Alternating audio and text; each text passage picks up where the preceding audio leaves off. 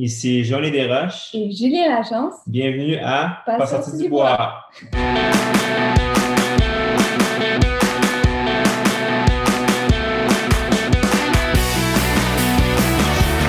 messieurs, votre gagnant, c'est 110 km!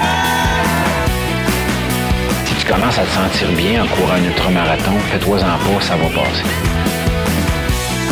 Grand champion du 125 km! Encore une fois cette semaine, l'épisode est présenté par NAC. C'est plus un secret pour personne, NAC est en train de changer la game en fait de nutrition pour les athlètes d'endurance. Que ce soit avec leur barre Ultra Énergie qui ont le parfait ratio 4 grammes de glucides pour 1 gramme de protéines ou leur poudre Ultra Recovery qui fait maintenant partie de ma routine d'après-course, NAC offre une gamme complète de produits faits pour toi. Si j'ai piqué ta curiosité que tu veux essayer leurs produits, NAC offre 15% de rabais à mes auditeurs. Va sur le nacbar.com, remplis ton panier, entre le code promo pas sorti du bois et le tour est joué. PASSORTIDUBOIS en majuscule. Merci à William, Nico et toute la belle gang de NAC et bon épisode. Ouais, ben, on n'est pas sorti du bois, hein? Bonjour tout le monde, bienvenue à Pas sorti du bois, épisode numéro 24. Aujourd'hui, on a quelque chose d'un peu spécial, de nouveau en tout cas. J'ai pas un, mais deux invités. Je suis en compagnie de Joanie Desroches et Julien Lachance. Salut à vous deux. Salut. Salut! Vous allez bien?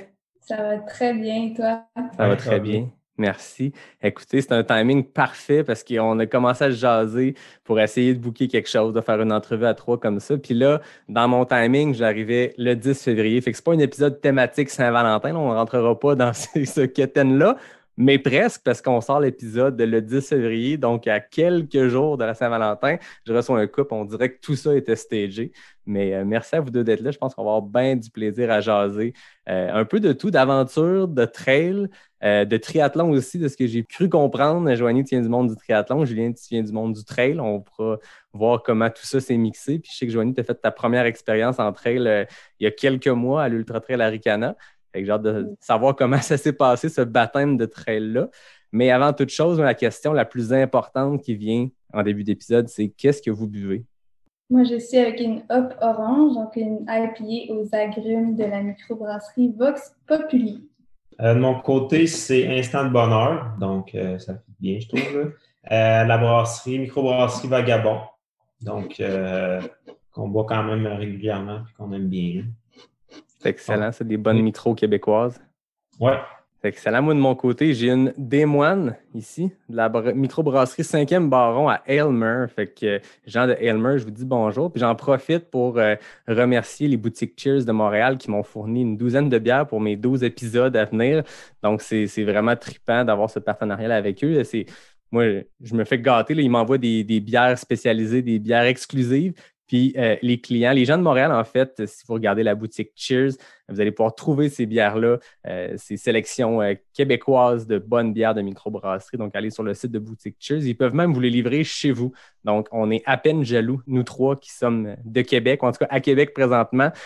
Donc, merci aux boutiques Cheers qui présentent ma bière du jour, une Des Moines de 5e Baron. Cheers à vous autres. Cheers! Santé.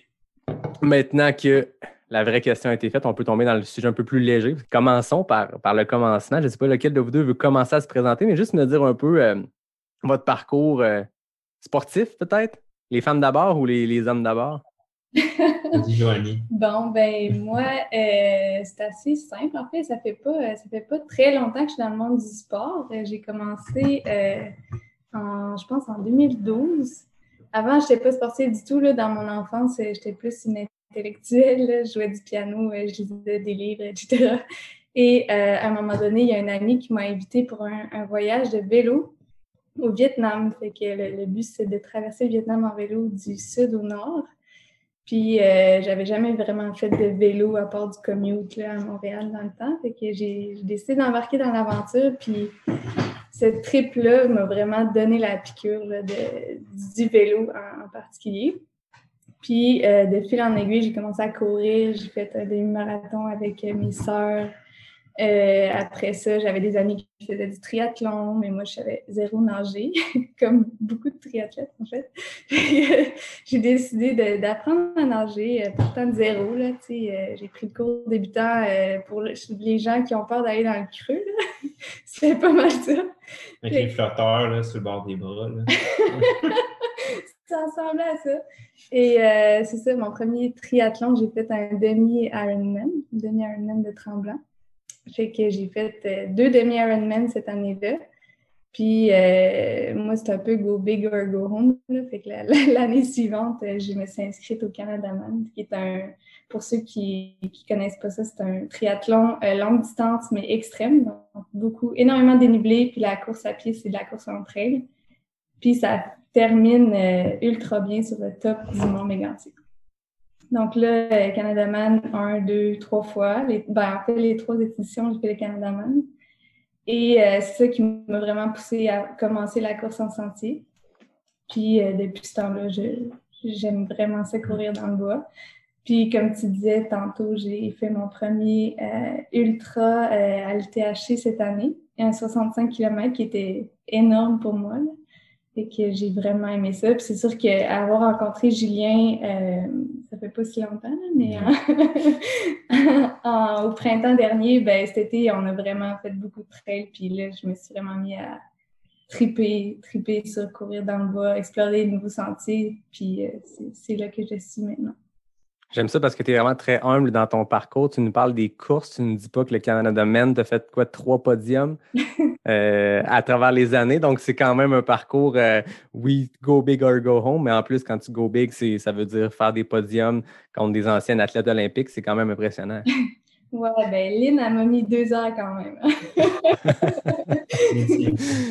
Mais oui, non, c'est sûr que le podium, je ne m'attendais pas du tout à ça, mais il faut dire qu'il n'y a vraiment pas beaucoup de filles à la base qui font ce genre de course-là. Là, fait que c'est sûr que je dirais pas que c'est facile. Premièrement, c'est une course ultra difficile, puis le fait que je sois allée sur le podium, je me compte vraiment chanceuse. C'est quoi les distances sur un Canadaman? Je connais Ironman, demi-Ironman, triathlon olympique, mais c'est quoi les distances de trail, de vélo puis de nage? C'est des distances Ironman, donc c'est 3,8 km de nage, 180 km de vélo puis 42,2 km de course. OK, fait que c'est vraiment les distances Ironman, mais une petite coche de plus avec une montée de plusieurs milliers de mètres de dénivelé, je pense, sur le marathon. Oui, sur le marathon, je pense qu'il y a 2600, je ne me rappelle plus. En fait, au total, il y a 4000 mètres.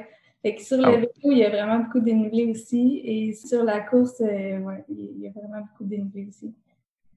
Cool. Puis comment s'est passée cette première expérience de trail là, cette année de commencer en fait le trail avec des jambes fraîches, pas avoir 3,8 kg de vélo de nage dans le corps puis 180 km de vélo?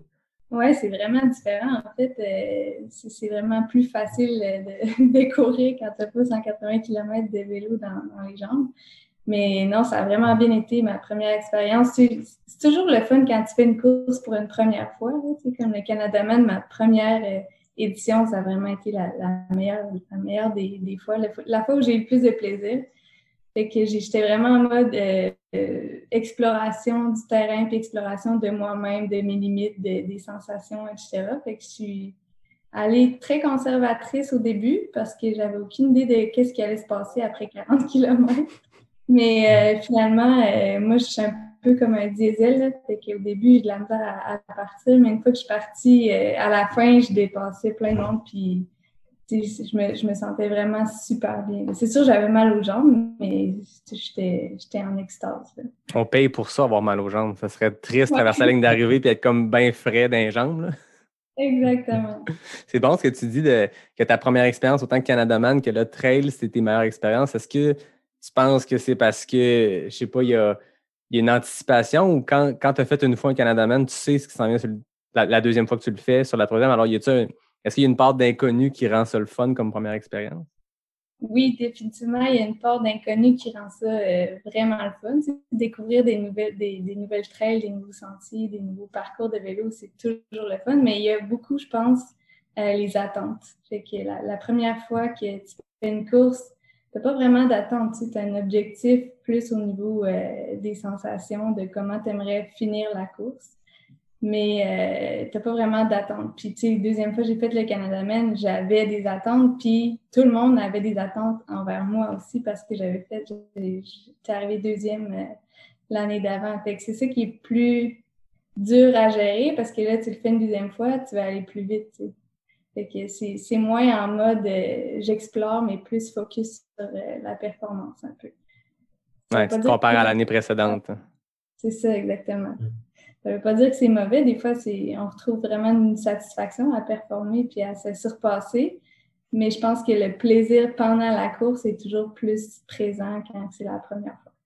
Ouais, quand tu découvres les sentiers pour la première fois. Puis c'est le fun aussi, cet aspect-là en trail. En tout cas, moi, je le vis comme ça. Je suppose que c'est même dans d'autres sports, puis même en compétition de vélo. C'est que oui, il y a la course, il y a la performance, mais il y a aussi le fait que tu as accès des fois à des trails que tu n'aurais pas accès autrement. Tu sais, oui, il y a plein d'événements de course qui ont lieu dans des parcs nationaux et tout ça, mais des fois, c'est des trails qui sont empruntés une fois dans l'année, puis c'est pour un événement trail. Fait que c'est trippant aussi d'en profiter, puis de découvrir, puis de justement tourner un coin, puis pas savoir qu'est-ce qui t'arrive. Alors que quand c'est ta 4, 5, 6e fois de faire, mettons, un Ricana, je regarde Julien parce que je sais que tu l'as fait quelques fois, il y a cette part-là de surprise, je pense, qui doit être moins là aussi.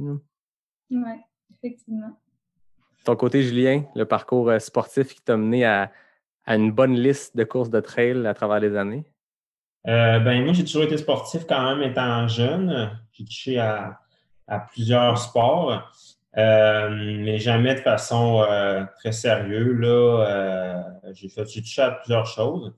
Puis en fait, la course, moi, est venue dans ma vie en 2009. Dans ce temps-là, j'étais à Chicoutimi. Je faisais une technique.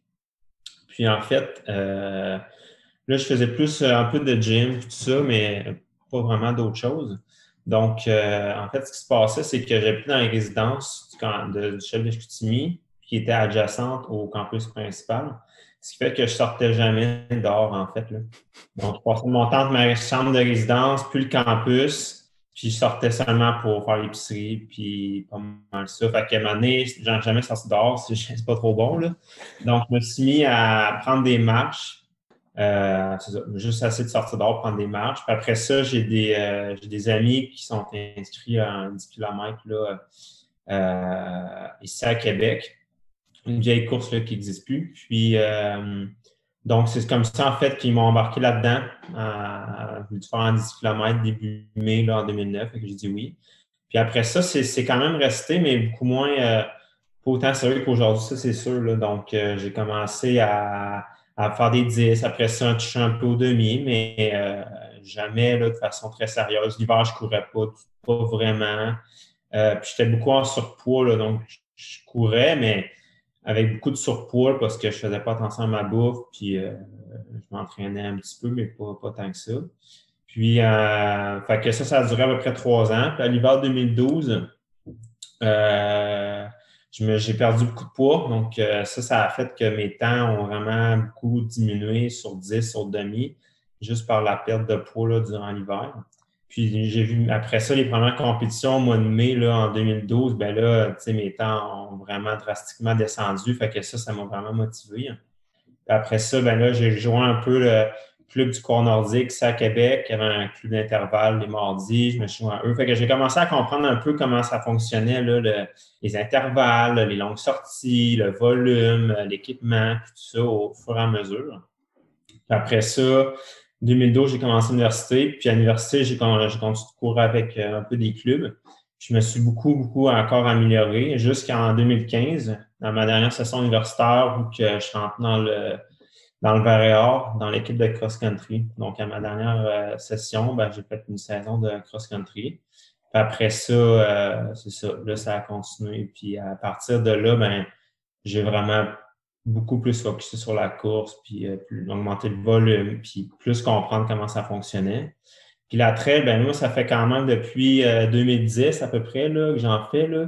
Mais il n'y en avait vraiment pas beaucoup là, à l'époque là, des trails. Ma première trail que je faisais à chaque année, là, c'était Sentier urbain, c'était au camping Beauport. Puis après ça, c'est transféré sur le bord de la rivière Saint-Charles, donc en poussière de pierre. Donc ça, j'ai fait plusieurs années avant, après ça, de migrer plus vers les autres courses de trail que tranquillement ont fait leur apparition là, un peu partout au Québec. Là. Fait que ça fait quand même à peu près 10 ans là, que je touche un peu à la trail. Mais surtout depuis après ça, 2014, que les ultras ont embarqué. Puis j'ai commencé à plus en faire. Là. Puis toucher un peu à l'ultra aussi, là, entre-temps. Puis, mais jamais des. Tu sais, j'ai fait un 100 kg quelques 80, mais c'est pas une distance que j'aime tant que ça. Là. Je trouve ça un peu trop long pour moi encore. J'aime bien ça, les efforts de 4 heures, là, tu sais, pouvoir pousser puis tout ça.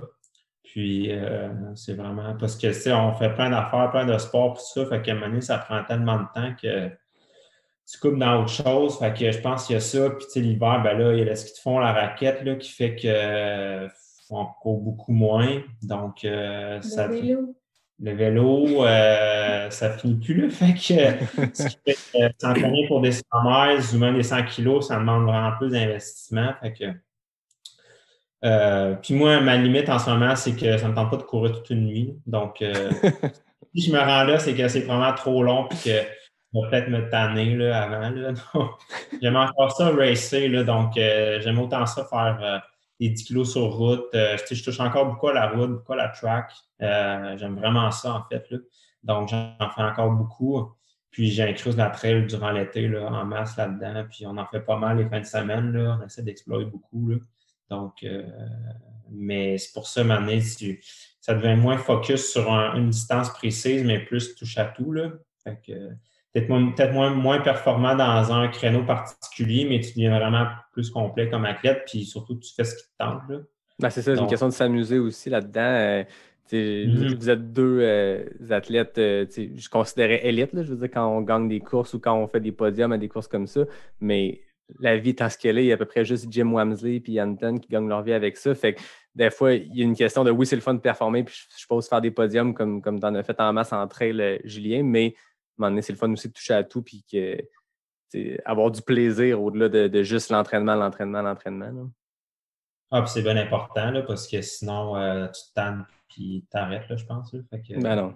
Exact. Je pense que les deux, on apprécie beaucoup le processus pour aller à une course. Là, tout l'entraînement qui vient avec. Moi, j'aime quasiment plus ça que la course en tant que telle, là, parce que essayer d'arriver un jour précis à une heure précise, puis tout faire pour que cette journée-là se passe bien, ça arrive vraiment pas souvent. Là, surtout quand ça fait longtemps que tu en fais, les courses parfaites sont de moins en moins là. Donc, c'est vraiment le cheminement qui devient super important. Puis ça, c'est bien important de se mettre ça dans la tête. Là, c'est que si ça va pas bien une journée, c'est pas à cause que tu n'es pas en forme. Tu es en forme, sauf que cette journée-là, ça n'a juste pas été comme ça allait, puis c'est tout. Là.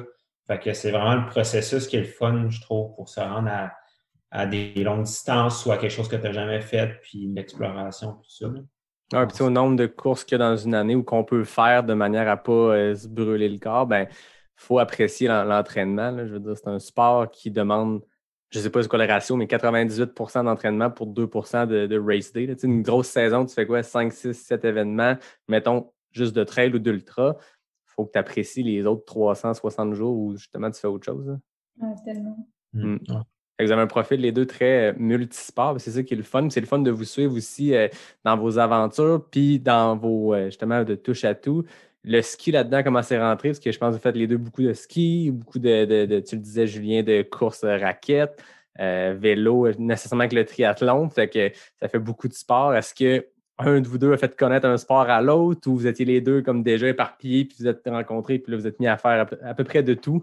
On était pas mal éparpillés, je dirais. On est quand même multisports les deux. C'est sûr que moi, j'ai un background plus vélo. Là. J'aime vraiment beaucoup le vélo. Puis même en mode cyclotourisme puis tout ça. Fait que je pense que Julien, oui, faisait un peu de vélo. Mais c'est marginal, là, ça fait longtemps que j'avais un vélo de route, mais mon focus était tellement sur la course à pied que le vélo, j'essayais de faire une petite sortie par semaine, mais c'était souvent ça prenait le bord pour tout ça. Là. Fait qu'avec Joanie, là, mes capacités en vélo ont vite augmenté. Puis le plaisir aussi, là, ça se développe. Là. Avant, je trouvais pas nécessairement de plaisir, mais là, avec les voyages qu'on a fait de vélo, puis les sorties de vélo, là, j'y prends vraiment plus plaisir. Là. Oui, Fait qu'on se sort chacun notre tour de notre zone de confort, dans le fond. Ouais, c'est clair. Moi, je l'amène pour une long ride de vélo. Il finit complètement bunké. Puis lui, il m'amène pour une longue de trail. Puis c'est moi qui est complètement bunké. Mais le ski, c'est clairement plus un sport de Julien. Là. Moi, j'ai un love-hate relationship. OK. Ouais, c'est pas évident le ski. Ouais, non, mais c'est vraiment un ski que j'apprécie parce que c'est ultra technique, là, fait que tu t'améliores lentement, mais c'est sûrement, comme on dit.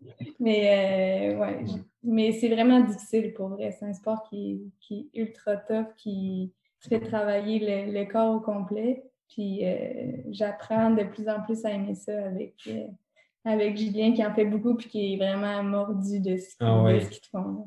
Ouais, j'adore ça. Ça fait 5-6 ans que j'en fais, puis je pourrais plus m'en passer. Là. Je me demandais justement, je serais capable de passer des années, mettons, juste dans des pays qui fait chaud, pas de neige, là, puis skipper des saisons de ski, là, puis j'aurais bien de la misère. Là. Tu sais, j'ai hâte là, en novembre de skier, puis j'essaie d'en faire le plus possible durant l'hiver, en complément des autres sports, tout ça, là, mais j'aime vraiment ça. Je donne des cours de ski aussi, puis ouais, c'est ça, ça me passionne, mais le ski, là, tant le pas de patin que le classique, là, c'est tellement complet comme sport, là, c'est incroyable, là, parce que ça te prend de la force, mais beaucoup de finesse aussi, c'est extrêmement technique, mais ça prend, tu sais, surtout le pas de patin, le skate, là, c'est vraiment technique, puis très musculaire, très cardio, puis ça prend du temps, là. Ça prend plusieurs années avant d'avoir une certaine technique là, qui te permet d'apprécier le sport, puis pas tout le temps être juste tout le temps en zone 5 ou à bloc, tout ça. Donc, ça prend un certain temps, mais quand tu arrives à arriver à ce niveau-là d'habileté en ski, on dirait que là, tu commences à l'apprécier. Mais avant ça, souvent, c'est, comme dit Joanie, là, c'est dur, c'est l'enfer, puis tu n'as pas l'impression d'être en forme, alors que tu es sûrement en forme. Sauf que ça implique tellement de muscles que tu ne travailles jamais, de coordination, d'équilibre. C'est pour ça que c'est autant complet. Là. Donc, mais à un moment donné, ça, à force de skier puis de donner la peine, ça finit par mieux aller. Là. Mais moi, je ne m'en passerai plus. Là. Ça me donne un break de course aussi. Ça me permet, rendu à mars-avril, d'avoir le goût de refaire des intervalles puis de refaire du volume de course. Là. Fait que ce break-là hivernal là, avec le ski, là, je trouve ça. Puis ça fait du bien au corps aussi d'avoir des petits breaks, là, que ce soit du cross-training l'été avec du vélo en combinaison ou juste, comme tu dis, le ski de fond. Moi, ce que j'aime, puis je reviens d'une blessure, puis c'est mon ostéo qui m'a dit: fais-tu du ski de fond? J'ai fait: j'en ai fait pendant 10 ans, pendant que j'étais jeune, puis j'avais arrêté parce que, je sais pas, maintenant à 13 ans, c'est plus cool d'aller en ski de fond que tes parents. Je me rappelle même pas pourquoi j'ai arrêté, j'aimais ça. Puis je me rappelle, à 8 ans, je dessinais dans mes cahiers d'école que je voulais aller aux Olympiques en ski de fond. Fait que je sais pas à quel moment ça s'est perdu. Mais là, de retrouver ça, j'ai vraiment du plaisir, autant pour le sport, parce que comme tu dis, c'est technique, mais il y a quelque chose qui reste, ça se perd pas. Puis pour vrai, l'impact est tellement moins. Dans moi, en ce moment, je veux dire, le problème, j'étais capable de faire de la course encore avec ma blessure, mais c'était l'intensité. Dès que je voulais faire des intervalles, dès que je voulais faire pomper un peu mon cœur, c'est là que ça lâchait. Mais ce qu'ils te font, je veux dire, tu peux monter le cœur vraiment intense, puis il n'y a aucun impact. Alors que quand, en course, on le sait, là, quand on fait des intervalles, les pas sont plus grands quand tu vas vite, donc il y a plus d'impact. Donc, est-ce que c'est encore 4 fois ton poids que tu mets sur tes articulations? C'est peut-être rendu 5. Fait que, tu sais, il y a ça, ce qu'ils te font, tu peux comme te ramasser puis finir bien magané une séance, puis il n'y a pas eu d'impact. C'est trippant. Ça fait du bien, là. C'est tous des gens qui font de la course beaucoup durant l'été et l'automne. Intégrer du ski de fond, là, juste essayer une sortie par semaine. Surtout le classique. Le classique reste quand même vraiment similaire à la course à pied parce que c'est dans le même axe, tout ça, contrairement au skate. Puis le classique, c'est un peu plus accessible parce que, à la limite, tu peux marcher avec des skis, là. Ah oui. Puis la technique, ça prend quand même relativement bien, fait que ça s'intègre quand même assez bien dans l'hiver pour des coureurs en général. Puis des centres, il y en a vraiment partout, là, donc c'est vraiment le fun à intégrer. Puis le skate, là, c'est sûr, c'est un petit peu plus musculaire, beaucoup plus technique. Mais oui, il y a moyen de garder la forme. Moi, j'ai jamais fait des intervalles aussi durs en ski. C'est mes intervalles les plus durs, là. Même à la course, je ne me rends pas dans des zones comme ça parce que tu embarques le système musculaire qui est beaucoup moins piquant en course à pied, plus l'équilibre, tout le reste, là, ça fait que c'est ça. C'est pas pour rien que les skieurs sont les meilleurs VO2 max là, dans les athlètes de haut niveau. C'est parce que c'est ultra complet. Puis ce qui est le fun, c'est que tu peux vraiment te développer sur longtemps. Il y a toujours quelque chose à améliorer. Même si tu atteins un bon niveau, à chaque saison, tu peux te dire, j'ai essayé d'améliorer tel aspect de mon ski. Il y a toujours quelque chose à améliorer. Donc, c'est ça qui reste aussi stimulant comme le sport, là. Contrairement à la course, que tu sais, oui, à début de saison, ben là, tu essaies de retrouver un niveau de forme. À un moment donné, surtout sur route, à un moment donné, tu finis par stagner, là. Tu sais que les journées que tu vas faire des temps, des PB, ben ils sont moins en moins là, puis tout ça. Fait que on dirait en variant les sports, en ayant différents défis, ben là, ça te permet de retrouver un peu la flamme, la passion dans tout ça. Puis ben là, tu as le goût de retourner courir, tu as le goût de refaire tes autres sports parce que tu n'es pas 100% mindset sur un sport tout le temps, là. Non, c'est clair. T'as-tu fait des compétitions de ski? Oui, j'en ai fait un peu, là. En fait, j'ai été il y a 3 ans à Gatineau, puis il y a la Gatineau Le Pet qui a lieu normalement chaque année à mi-février. Puis, fait que ça, je l'ai fait quand même plusieurs années, puis quelques autres courses. Aussi, durant le Pentathlon des Neiges, là, qui a lieu à Québec, il y avait cette course-là aussi, là, de ski, puis tout ça. Fait que j'essaie d'en faire un peu. Ben là, cette année, il n'y en a pas. Ouais. Mais j'essaie d'en faire un peu, puis tout ça. Mais j'ai pas besoin de course pour faire des intervalles, puis profiter du ski, puis des bonnes conditions, là. Fait que... mais un petit peu, j'essaie d'en faire. Surtout en pas de patin, en classique, je n'ai jamais fait, là, mais en skate plus, là. Puis Joanie va venir aussi. Mais le pentathlon, c'est une légende, là. On le fait à chaque année depuis vraiment longtemps. Ben oui, puis, c'est le summum du multisport, là, tu sais, là. Tellement le fun comme événement, là. C'est une grosse gang de monde. Il y a du monde qui le font compétitivement, en famille, entre amis, entre collègues, puis... c'est vraiment dur là, d'enchaîner des sports d'hiver de même. Non, c'est ça. Ceux qui connaissent moins ou qui sont de l'extérieur de Québec, Pentathlon des Neiges, c'est rendu un événement gigantesque, là. Je veux dire, la dernière édition, c'était sur 2 fins de semaine. C'était l'édition corporative que les entreprises, comme tu disais, les collègues se mettent ensemble et font chacun un sport. C'est 5 sports, mais tu peux le faire en solo, mais tu peux aussi le faire en équipe, puis c'est ça qui est trippant. Puis voilà, Job, on est une grosse compagnie, mais ça reste que c'était rendu difficile parce qu'il y avait trop de monde qui voulait le faire. Puis il y avait comme trop d'équipes de 5, puis on peut avoir 12 équipes Ubisoft. Fait que mais ça s'en vient vraiment, ça s'en vient. C'est vraiment très populaire, là. Vous l'avez fait les deux plus en solo ou en équipe? Moi, je l'ai fait souvent en équipe avec ma famille, des fois en tandem avec des amis de filles, avec ma soeur. Ça a toujours été plus un événement familial. Mais ça a toujours été mon but un jour de le faire en solo, mais j'ai jamais été game. Mais cette année, on voulait le faire en tandem là, ouais. C'était ça le plan là, cette année, là. Moi aussi, j'ai fait souvent en famille là, plusieurs années. Puis il y a le triathlon d'hiver aussi qui a lieu depuis plusieurs années, qu'on a tous les deux fait là, à plusieurs répétitions. Moi, solo, je l'ai fait 2 ou 3 fois déjà. Puis, non, c'est le fun, là. C'est ça, l'ambiance. Tu sais, tout est concentré sur les plaines d'Évraham à Québec, là. Donc, c'est beaucoup des tours, puis tout ça. Donc, l'ambiance, là, c'est incroyable, là. Puis, tu sais, c'est une épreuve qui est relativement longue, là. C'est un bon 2 heures pour les plus rapides, puis tout ça. Puis, ça tire à 3-4 heures pour les plus lents. Mais, tu sais, il y a une toute sorte de monde, tu sais, c'est ça qui est le fun. Puis, fait que ça peut être autant très compétitif ou ultra familial. Il y a différentes longueurs de distance justement pour la famille et tout ça. Là. Fait que nous ne sommes pas payés par le Pentathlon des Neiges. C'est une belle plug qu'on leur fait. C'est plate. Y a-t-il une édition cette année? J'ai même pas vu. Il y a eu une édition virtuelle pendant le temps des fêtes qui incitait les gens c'est ça, j'ai vu. leur sortie et tout ça. Puis là, je pense qu'ils vont retenir une édition virtuelle, mais les fins de semaine que ça arrive normalement, là, fin février, début mars. Là. Ah ouais. Je ne sais pas trop quel format qu'ils vont adopter, mais non, c'est vraiment super le fun. Non, c'est clair. Puis, tu sais, contrairement à des événements, des fois, ou comme une course de trail ou n'importe quel marathon autre que les très connus, ben oui, il y a du monde au départ puis à l'arrivée, mais entre les deux, non. Là, comme tu dis, c'est des boucles. Fait que, tu sais, tu repasses aux mêmes endroits, puis, je veux dire, il y a beaucoup de monde qui le font, puis il y a beaucoup de monde qui vont voir ce qui se passe, parce que c'est sur les plaines. Je veux dire, à Québec, une fin de semaine qui fait un peu beau. Événement ou pas, les plaines débordent, là. C'est ça, c'est superbe. Là. Puis, ce qui est le fun, ils ont toujours un volet longue distance équipe aussi. Là. C'est le dernier événement dimanche matin. Donc, fait que là, il y a beaucoup d'équipes. Puis, Je l'ai fait souvent en course en raquette, l'épreuve de raquette avec le coureur nordique. Donc, il y a toujours 5-6 équipes boostées. Là, donc, il y a vraiment du monde très, très fort. Ah oui. Tu sais, que c'est vraiment les tops dans leur sport, là, du monde qui sont les équipes nationales de patin de vitesse, de ski de fond, de vélo. Fait que ça fait quelque chose qui est vraiment super le fun pour tout le monde. Là. Voir du monde qui sont sur l'équipe nationale de ski de fond, voir des bons skieurs, des bonnes skieuses, du monde en cyclocross sont capables de manœuvrer dans la neige. C'est le fun. Là. C'est vraiment le fun. Là. Fait que, j'espère que l'an prochain, ça revienne.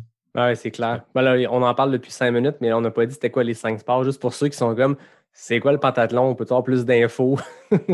Donc, c'est course, c'est vélo, patin. Ça commence par vélo. Ensuite, c'est de la course. Après ça, c'est le ski de fond. Après, c'est patin. Puis ça finit en raquette. Fait que, voilà. Ouais. La raquette est tout le temps rough. Là. Parce que en fait, c'est 5 sports de jambes là, mais en grosse partie. Là, donc, c'est pas... C'est en solo, en tandem, là, c'est ça, c'est vraiment dur, en fait. Là. Puis, tu peux pas te dire du jour au lendemain, OK, je fais le pentathlon en solo, parce que là, ça demande un bike, ça demande, tu peux le faire en patin de hockey, mais sinon des lames nordiques, donc des lames de patin de vitesse qui mettent des bas de ski de fond, en équipement de ski de fond. Après ça, des raquettes de course. Donc, c'est quand même un gros périple de stock à apporter, là. Ça te prend des coéquipiers juste pour transporter ton matériel, là, parce que ça finit plus, là. Alors, c'est ça, c'est un gros événement de gear. Là. Pour les coureurs de trail qui sont super minimalistes dans leur approche, qui ont une gourde poignée dans la ceinture, puis 2-3 gels dans les poches, puis c'est tout. Là, on est loin de ça. Là. Ah, on est loin aussi. La gestion de transition aussi, puis tout ça. C'est bien le fun. Cool. Fait que là, cet hiver, qu'est-ce qui se passe pour vous? Parce que là, on peut parler même de votre année 2020. Qu'est-ce qu'il y avait au calendrier, puis qu'est-ce qui s'est passé réellement? Moi, en fait, je m'étais qualifiée pour les championnats du monde de demi-Ironman. Fait que c'est en Nouvelle-Zélande. J'étais supposée être ma course A. C'était en novembre? C'était en novembre 2020. Mais finalement, c'est ça, ça a été annulé. Mais j'étais contente, en fait, que ça soit annulé parce que cette année, je m'étais dit, j'ai pas vraiment le goût de m'entraîner pour le triathlon. Parce que je me suis entraînée quand même 2 ans avec un coach, là, les deux dernières éditions du Canadaman que j'ai fait. Puis j'étais vraiment axée sur la performance. Il faut que tout soit optimal. Puis tu sais, le triathlon, c'est un sport difficile. C'est difficile de performer en triathlon parce que ça demande beaucoup de discipline, beaucoup d'entraînement, beaucoup d'intensité. Puis c'est pas toujours ce qu'il y a de plus plaisant. Là, fait que moi, j'avais un peu décroché de ça. Puis je m'étais dit, tu sais, l'hiver, s'il fait beau, j'ai pas envie de faire un training de bike en dedans chez nous. J'ai envie de sortir en ski, faire une sortie de raquette de course ou aller en vélo. Fait que je m'étais dit, je fais pas de triathlon cette année. Et ça fait longtemps que j'ai envie de plus faire des courses en sentier. Fait que je m'étais dit, cette année, je m'inscris à des courses en sentier. C'est ça que j'ai envie de faire. Puis ça s'est avéré que c'est ça que j'ai fait. J'ai rencontré Julien, puis on s'est mis à faire vraiment beaucoup de courses en sentier ensemble. Mm-hmm. Puis dernière minute, en fait, relativement dernière minute, on s'est inscrit au 65 à Arcana, 65 km, parce qu'on s'était dit, on s'est quand même entraîné un peu en sentier. C'était pas prévu, en fait, là, comme 2 semaines avant. J'ai écrit à Marlene, il reste deux de sort. On dit, c'est pas mal la seule, là, fait que let's go, là. Puis de toute façon, c'est pas long à l'automne qu'on savait que durant tout l'été, tu sais, il n'y avait rien de prévu, là. Mais à l'origine, tout était joigné, tu étais supposé de faire le défi des couleurs Simard. C'est vrai. Qui était mi-octobre. Ça, on s'entraînait plus pour ça. Puis là, finalement, mais l'Arcana tentait aussi. Puis là, on a vu l'opportunité. Fait qu'on a dit, let's go. Le défi des couleurs, finalement, a été annulé. Puis, finalement, c'est annulé, donc... Toi, tu le refaisais cette année aussi, Julien, le défi des couleurs? Moi, j'avais le marathon du Train du Nord. OK. Qui est octobre. Ça, c'était ma course fort, là, une partie de l'été puis l'automne, qui était à peu près, là, c'est ça, là, quelques semaines là, après Arcana. Mais j'essaie quand même de faire Arcana, mais de me ménager, je sais pas de me ménager, là, mais de profiter le plus possible, là, sans trop savoir qu'est-ce qui allait se passer après. Puis c'est tellement une belle course que je pouvais pas refuser là, de me lancer sur le départ puis le faire. Finalement, ça a été une superbe journée. Il a fait super beau. Puis c'était bien le fun. Puis finalement, le train du Nord est annulé. Là. Je me suis quand même fait un marathon maison là, à Québec là, sur un parcours similaire avec un autre ami qui était sur le marathon, Joanie, puis la blonde à cet ami-là qui était en vélo. Il y avait quand même quelques lumières à gérer. Là. Donc, J'ai joué à la brigadière. ouais, c'est vrai? Ouais. Donner la bouffe, puis l'eau, puis tout ça. Finalement, c'est ça, j'ai fait vraiment un super temps. Là, qui C'est-à-dire? Ouais, c'est ça. On veut des Ben, chiffres, là. 2h31, là, 2h31, Solide. qui est pour moi un PB de 8 minutes sur marathon. Bon, c'est pas un marathon officiel, là, mais bon, je le prends quand même. C'est 42,2 pareil, là. C'est ça. Puis, c'était une journée incroyable. Là. T'as fait ça à quelle date? Début octobre, le 4. Je pense que c'est la même Ok. journée que le train du Nord. Puis on a fait en fait, moi puis Victor, l'autre gars, on a fait un gros split négatif, donc on était plus vite sur la deuxième moitié. Ça a été parfait. Là. Mais j'aurais voulu avoir une journée de même, je pense, au train du Nord, puis je l'aurais pas eu. Là. Tu sais, des journées comme ça arrive pas souvent. Fait que, Il faut en profiter quand ça passe. Puis... des défis, puis des trucs comme ça durant l'été. Mais ce qu'on aime beaucoup, en fait, Joanie a une van life, là. Donc, je me suis un peu approprié aussi. Fait que, durant l'été, vu qu'il n'y avait pas de course, on s'est vraiment, chaque fin de semaine, quasiment, on partait quelque part, là. Puis avec la van, tu ne casses pas trop le basic. S'il pleut, tu es à l'abri. Ça apporte un certain confort aussi. On peut apporter les vélos. Fait qu'à chaque fin de semaine ou presque, là, on se trouvait une destination. Des fois à l'avance, mais des fois plus dernière minute. Qui annonce beau, qu'on n'est jamais allé, on y va. Fait que ça a permis de découvrir plein d'endroits au Québec là, durant l'été qu'on n'est jamais les deux allés. Puis souvent, là, on découvrait une trail. Fait qu'on faisait un 30 kilos de trail une journée. Le lendemain, on faisait plus de vélo. Puis ça, on a fait ça une bonne partie de l'été là, à juste se promener comme ça. Puis, fait que ça a permis ça, en fait, aussi, là, donc, de plus découvrir, puis de pas trop avoir de structure ou non plus d'entraînement. Des fois, ça devient lourd un peu, puis fatigant d'avoir autant de structure, là. Donc là, de juste en profiter, puis de quand même s'entraîner, mais surtout découvrir des parcs, des trails, toutes sortes de choses. Ouais, c'est clair. C'est quoi votre découverte coup de cœur de l'été? La place, mettons que vous en aviez une à choisir. Moi, c'est vraiment le sentier du fjord. Là. Ouais. C'était tellement beau pour vrai. Mm-hmm. C'est des vues quasiment tout le long du sentier. C'est ultra technique là, quand même. C'est vraiment un sentier dur à faire. Ouais. Puis moi, c'est vraiment mon coup de cœur, le sentier du fjord. Oui, moi aussi, je pense que j'allais dire ça. Là. En fait, c'est le sentier qui emprunte la course Beluga. Là, oui, c'est ça, j'allais dire. Un petit shout-out à la gang du Beluga Trail qui était une des deux courses qu'on a eues cette année. Puis tout le monde était bien enchanté. Tous ceux à qui j'ai parlé qui ont fait de la course ont capoté. Oui, sur l'événement, sur l'organisation, mais aussi sur le spot. Non, c'était beau. Là.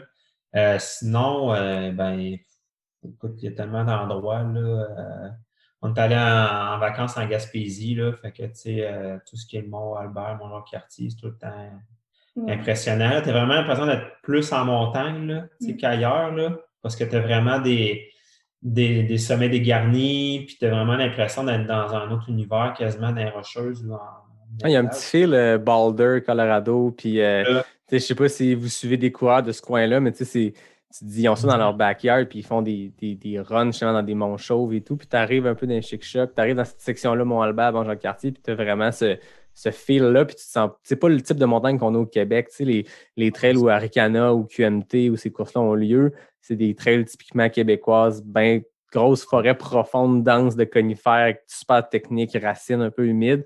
Tu arrives là, puis ça sort un peu de nulle part. Hein. Ouais, non, c'est c'est vraiment, c'est ça, c'est super beau, là.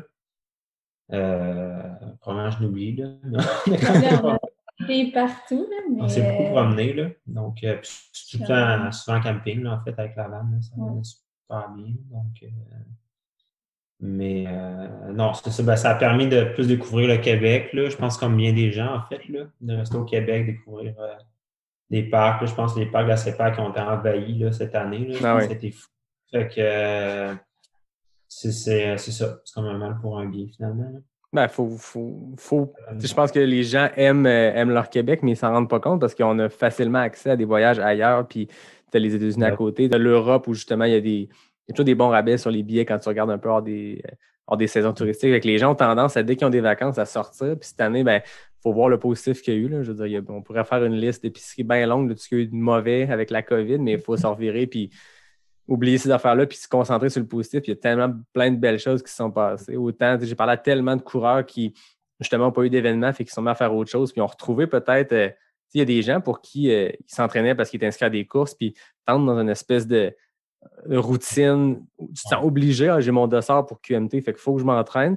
C'est triste que les événements n'aient pas eu lieu, on s'entend, c'est vraiment désolant pour ces entreprises-là, pour ces gens-là qui s'impliquent.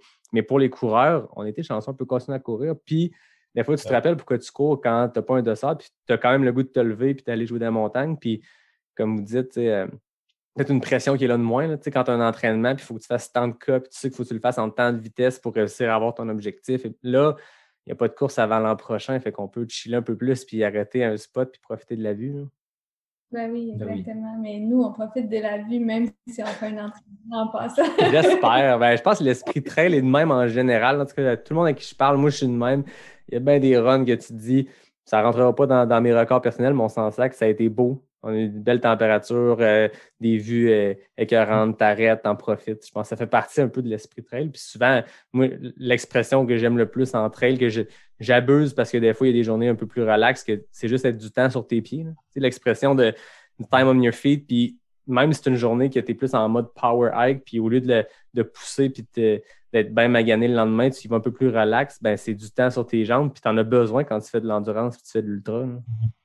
C'est ce que Julien me répétait souvent cet été. Non, mais c'est correct, on n'est pas allé vite, mais c'était du temps sur tes jambes. Ben oui. Puis finalement, je me suis rendu compte que c'était quand même vrai. Là, au 65 à Arcana, je me sentais bien jusqu'à la fin. Là, fait que je ne m'attendais pas à être encore capable de courir à la fin de la course. Mais j'étais capable. Fait que... tu disais même que tu avais une poussée puis tu dépassais du monde rendu à la fin. Fait que...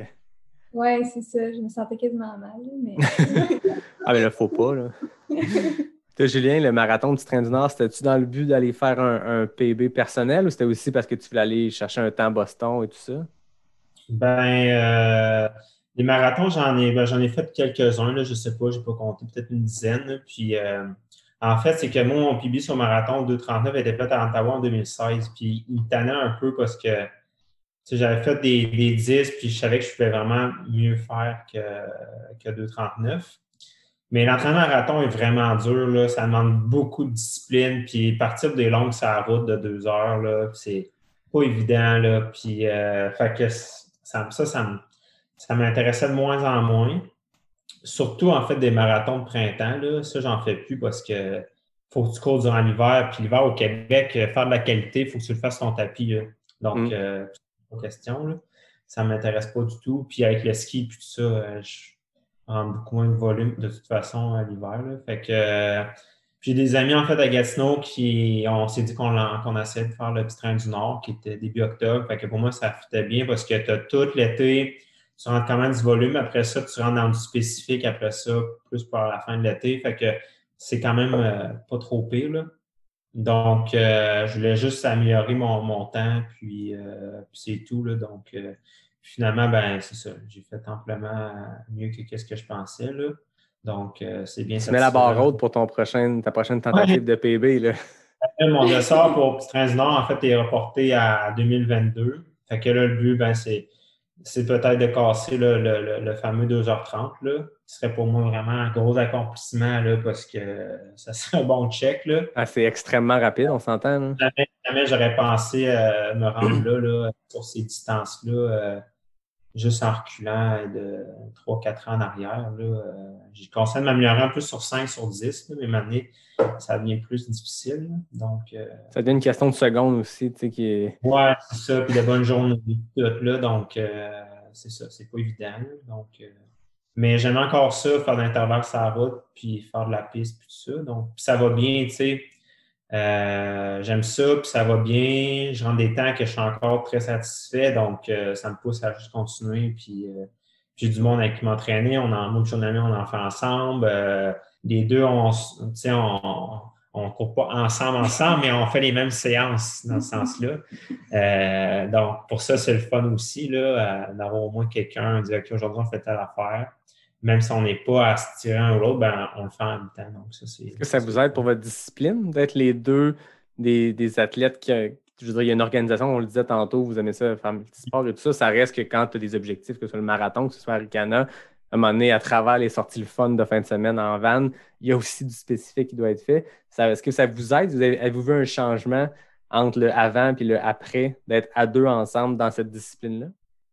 Oui, en fait, je pense que oui, ça nous aide beaucoup parce que on apprend un peu un de l'autre aussi. Julien, il a quand même beaucoup de connaissances en course à pied, puis il m'a aidé à quand on s'en allait pour des gros intervalles, ben, on faisait un bon réchauffement, des éducatifs, des trucs comme ça. Puis ça nous aide beaucoup aussi à se motiver l'un l'autre.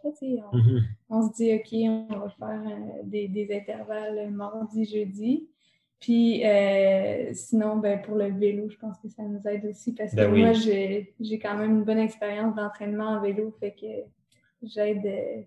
Oui, puis l'entraînement de vélo intérieur, tu sais, qu'on fait un peu quand même, là, fait que ça aussi, c'est son expérience là-dedans, dans le type d'entraînement là, qui était pour moi très abstrait, là, en fait, là, tous ces termes-là, puis ces types d'entraînement-là que je faisais juste pas.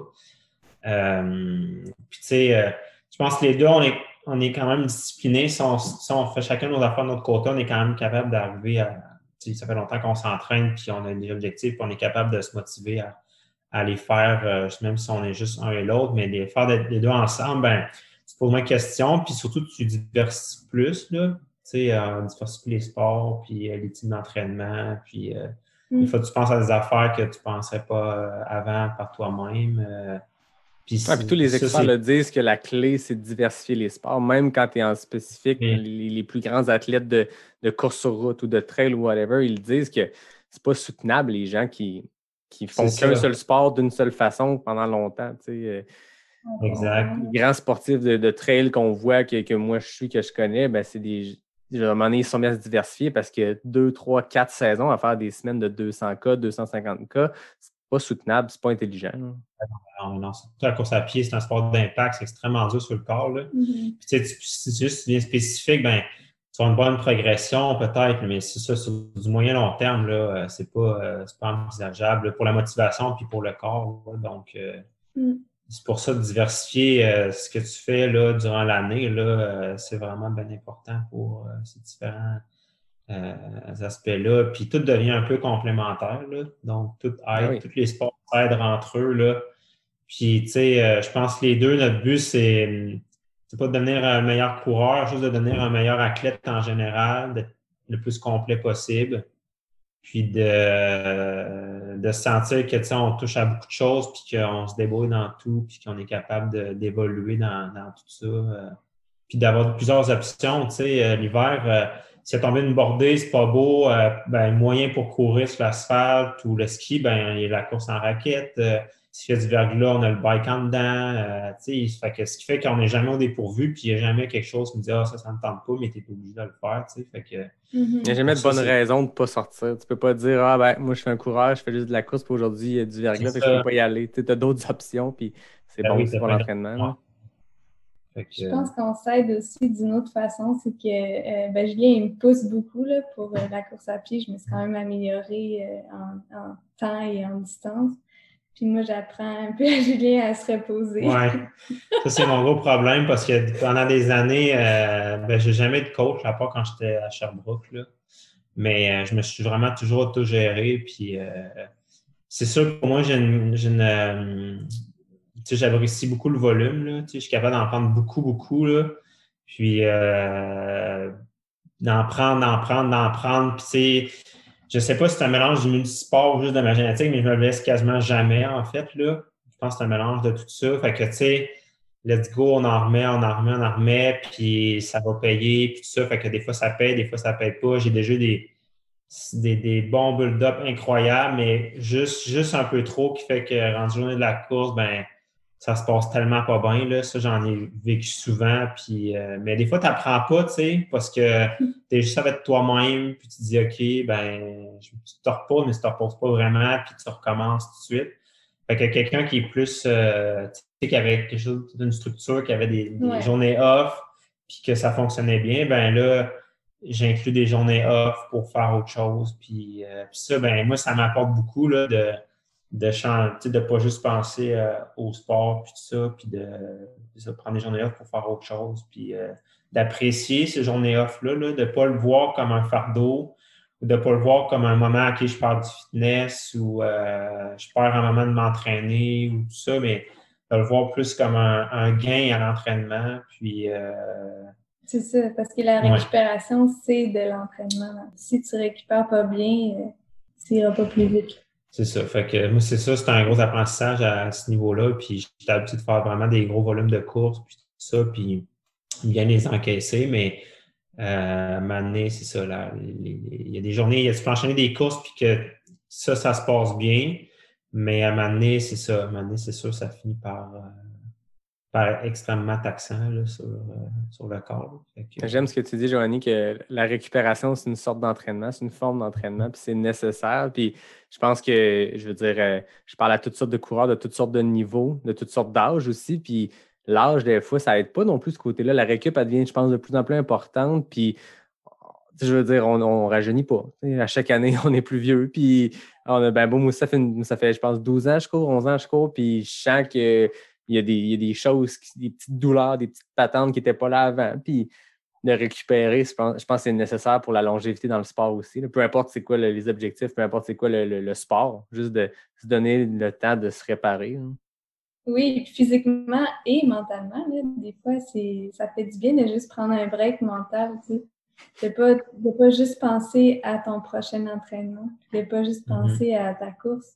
Puis moi, j'adore le sport, là. Je fais beaucoup de sport et tout ça, mais je trouve ça important pour mon équilibre mental d'avoir des moments ou des journées où je pense pas au sport. Je pense à autre chose. Ben oui. Puis là, tu disais que, Joanie, tu as eu un bon impact sur Julien pour l'aspect relaxé et capable de décrocher. Inversement, tu disais tantôt, Julien a eu un bon impact sur toi pour le côté plus compétitif ou le fait de se pousser? Le côté compétitif, je l'avais quand même avant, mais le côté, je peux en prendre plus que je pense que je peux en prendre. Ouais. Je sais pas si c'est bien dit ou pas, là, mais souvent, j'ai peur de faire une trail de telle distance parce que je suis comme, mon Dieu, je serais jamais capable. Je vais arriver, je vais être explosée, mais finalement, ça va bien, puis je suis capable. Puis Julien, il m'encourage là-dedans beaucoup. Fait que c'est sûr que j'ai dépassé mes limites en course à pied. Tu sais. J'ai fait le plus de volume de course cette année que toutes les années avant, puis je continue quand même à faire du vélo, de la natation, c'est ça. Fait que je pense qu'il me montre un peu que je suis capable d'en prendre. Le côté obscur. Ben, c'est parce que quand tu penses que tu as atteint ta limite, après ça, la nouvelle limite est toujours plus loin. Puis des fois, c'est le fun aussi de courir avec une carotte. C'est niaiseux. Moi, je m'entraîne vraiment tout seul. Puis une fois de temps en temps, je cours avec, pas de ce temps-ci, mais je ne sais pas, Julien, si tu connais Dom Gladu. Vous étiez suivi, je pense, au défi des couleurs. C'est un bon cycliste. Là. Il fait beaucoup de courses et tout. Puis il a vraiment un niveau supérieur au mien. Mais quand je cours avec, c'est sûr que quand tu as le gars en avant, puis tu te dis, hey, moi, cette montée-là, je la marcherais parce que là, ça va être à pic. Puis lui, en avant, la gazelle, il court. Tu te dis, Esti, je vais le rattraper. Tu sais. Sauf que moi, je ne le rattrape jamais. Ouais. Bon, au moins, tu as une carotte quelque part. Tu sais. Est-ce que tu la rattrapes? Est-ce que tu l'as peut-être pas, mais ça pousse quand même des fois. Puis en trail, c'est facile, je pense, de se dire cette montée-là. Tu sais, je pense qu'on a tous ce dialogue intérieur-là dans n'importe quel événement ou n'importe quel entraînement que tu es brûlé, les jambes n'avancent plus. Sur le plat ou en descendant, ça n'avance plus. Fait que quand tu vois une côte, tu es comme « Oh yes, je tombe en power hike », mais quand tu es capable de passer par-dessus, d'avoir ce dialogue-là interne, puis de passer par-dessus, puis de dire à ta tête, non, c'est pas vrai qu'on va marcher ici. Elle n'est pas assez à pic pour que ça vaille la peine de marcher. Quand tu passes par-dessus ce step-là, tu te rends compte que c'est là que tu gagnes du gain. Puis moi, je me rappelle en train, c'est là que j'ai senti la première fois quand je me suis dit, OK, cette montée-là, normalement, je la marcherais. Aujourd'hui, je la cours, tu arrives en haut, puis tu te dis, c'était pas si pire finalement. Puis c'est de même que tu te crains, puis tu passes par-dessus. Parce que ta tête, elle va juste vouloir que tu arrêtes. Tu as mal, c'est normal. Là. Ah, c'est un combat perpétuel contre ta tête. Là. C'est tout le temps ça, l'entraînement, en fait. Là. C'est de de pousser les limites, puis de travailler ton mental, puis de dire que tu es capable de le faire. Puis ça, il y en a qui c'est plus facile que d'autres. Il y en a qui vont juste l'acquérir à force d'en faire puis avec le temps. Là. Mais c'est de ce désir-là de te faire mal, puis tout ça, c'est ça, faut que ça te tente, là. Mais des fois, Manu, ça te tente plus. Puis Ah oui. tu restes relax, puis c'est bien correct. Puis il faut des breaks de ça aussi. Là. Tu ne peux pas être tout le temps là, à 100 000 à l'heure, tous les jours ou tous les mois, puis tout ça. Là. Fait que, puis ça reste que c'est le fun d'avoir mal. Tu sais, pas nécessairement pendant, mais le sentiment qui vient juste après. Tu sais. Puis là, on dirait que quelqu'un qui écoute ça, ce podcast-là, cette émission-là, puis qui ne connaît pas le trail ou ce genre de niveau de sport-là, doit se dire c'est des estimes malades. Non, mais ça reste que c'est le fun de se faire mal un peu. Tu sais, finir un entraînement puis te dire j'ai tout donné, il n'y a plus rien. Il y a une satisfaction énorme là-dedans. Là. Ben oui, l'adrénaline puis l'endorphine viennent de là. Fait que, tu sais, faut prendre ça de temps en temps, mais des fois, on a le goût de se fouetter. Puis, ça peu importe le sport, là, tu sais, c'est le fun. Là, mais en tout cas, on y prend les deux encore goût. Là.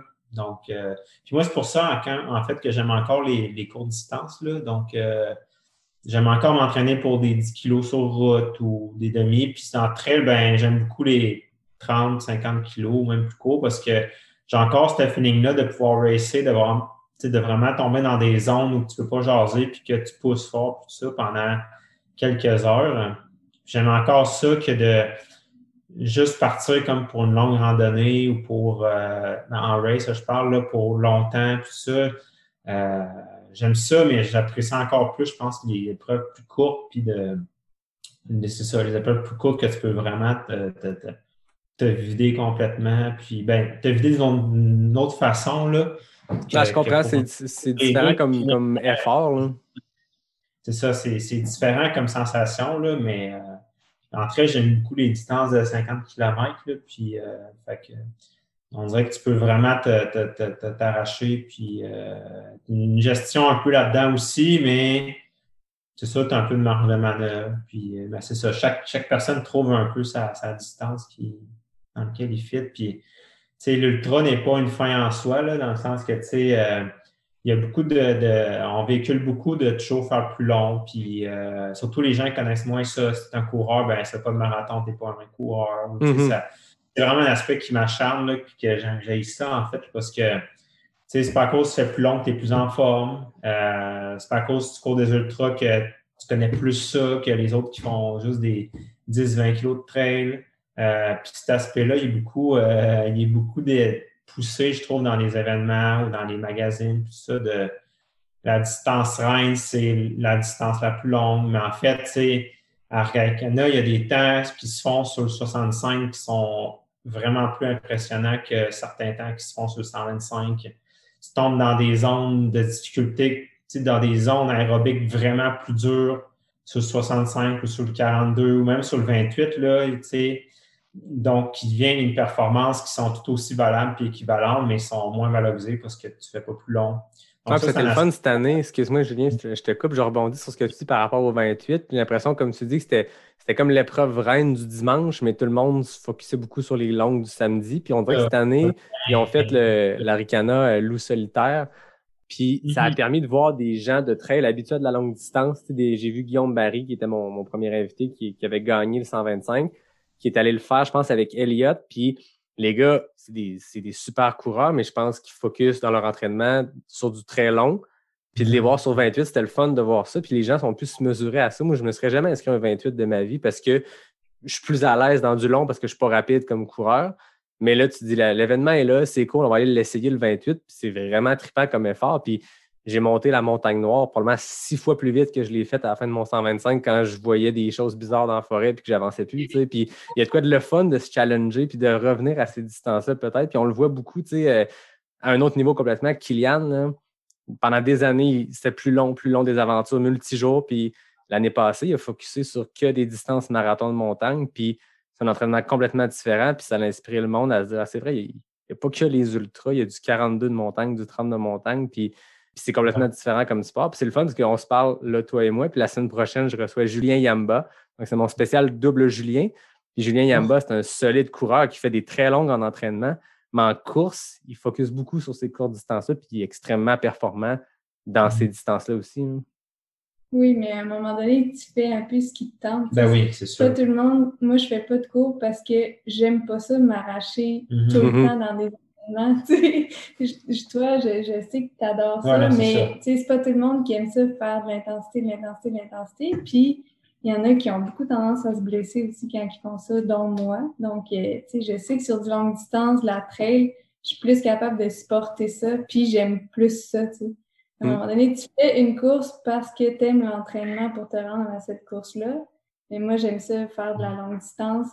Les entraînements à plus haute intensité, je trouve ça moins de fun, plus difficile. Tu sais. C'est pour ça que moi, je préfère la longue distance. Il ne faut juste pas subir de peer pressure, comme tu dis, Julien, que si tu ne fais pas du vrai ultra, comme tu sais, la définition de l'ultra est large, puis j'ai vu un forum à un moment donné, puis il disait qu'en bas de 160, c'est pas du vrai ultra. Fait que là, ce que tu envoies comme message, c'est que si quelqu'un veut faire de l'ultra pour vrai, il faut que je fasse absolument un 160, mais il y a du monde que ça fera pas un 24 heures avec une nuit, puis devoir manger des gels pendant 24. Tu sais, je veux dire, chacun, il faut qu'il trouve ce qu'il aime, puis quand tu aimes ça, te craquer puis vraiment te brûler, ben peut-être la courte distance, c'est plus pour toi. Puis quand tu es plus à l'aise dans un pace zone 1, mais très longtemps, ben on va dans ces distances-là. Mais il n'y a pas de bonne réponse. Au final, ce qu'on veut, au-delà des médailles, au-delà des événements, au-delà des accomplissements, c'est juste sors dehors et amuse-toi. Là. Exact. Puis une petite anecdote concernant le 28 km de Arcana, nous aussi, on l'a fait. Là. Ah ouais, OK. Aller en juillet ou en août là, avec la vanne. Là, puis, c'est drôle parce qu'il y a l'arche, puis là, tu finis, puis il y a rien. il y a l'arche, mais il n'y a pas de bière. C'est ça. Julien, il l'a fait une première fois par lui-même, toute seule, parce que lui, il visait un temps. Fait que il est quand même très bien fait. Là. Je pense que c'était quand même mis à bloc. Ouais, non, je m'étais mis à bloc, là, puis je l'avais jamais fait, en fait, le 28, là. Juste la fin, parce que c'est la même fin que longue distance, là. Puis moi, je l'ai attendu, puis il est parti pour une deuxième boucle avec moi pour me supporter, dans le fond. Prenez son eau là-bas pour qu'elle ait rien sur elle. T'étais son pacer. Parce qu'en fait, c'est qu'elle on avait laissé là, à Split BMR, qui est à peu près à mi-chemin sur le 28, de l'eau, puis tout ça, parce que moi, je faisais la boucle, mais plus en autonomie, dans le sens que je partais avec une gourde à main, puis que je savais que j'avais ce point-là si jamais j'avais besoin.